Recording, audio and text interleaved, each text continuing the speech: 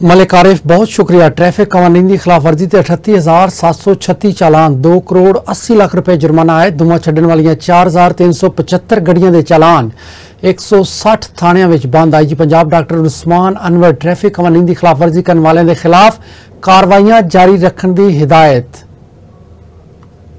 Traffic कवानीन की खिलाफ वर्जी से 38,736 चालान, 2 करोड़ 80 लाख रुपए जुर्माना है। धुआं छड्डण वालियां 4,375 गड्डियां दे चालान, 160 थाणियां विच बंद। आई जी पंजाब डॉक्टर उस्मान अनवर ट्रैफिक कवानीन की खिलाफ वर्जी करने वालों के खिलाफ कार्रवाइयां जारी रखने की हिदायत। इस हवाले नाल साडे नाल नुमाइंदा सन न्यूज़ मलिक मुश्ताक मौजूद ने। जी मलिक मुश्ताक, दसिएगा तुहाडे कोल की तफसीलात ने?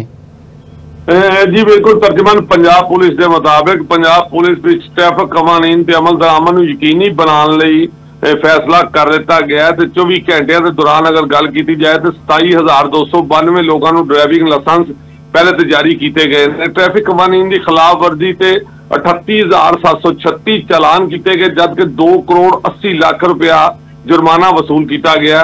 धुआं छड्डण वालियां गड्डियां 4,375 गड्डियां दे चलान, जबकि 160 गड्डियां थाणियां च बंद कर दिता गया।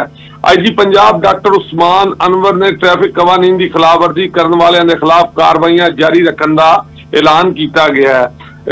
पंजाब पुलिस के 127 ड्राइविंग जिहड़े स्कूल ने उन्होंने विच शहरियों को पहले तो ट्रेनिंग दी जा रही है। तो ये दसिया जा रहा है कि ओवरलोडिंग, ओवर स्पीड, कम उम्र ड्राइवर ते 1 वे की खिलाफ वर्जी करने वालों के खिलाफ क्रैकडाउन जो मुकम्मल तौर पर जारी रखा जाएगा। बहुत शुक्रिया मलिक मुश्ताक, तफसीलात तो आगाह करना।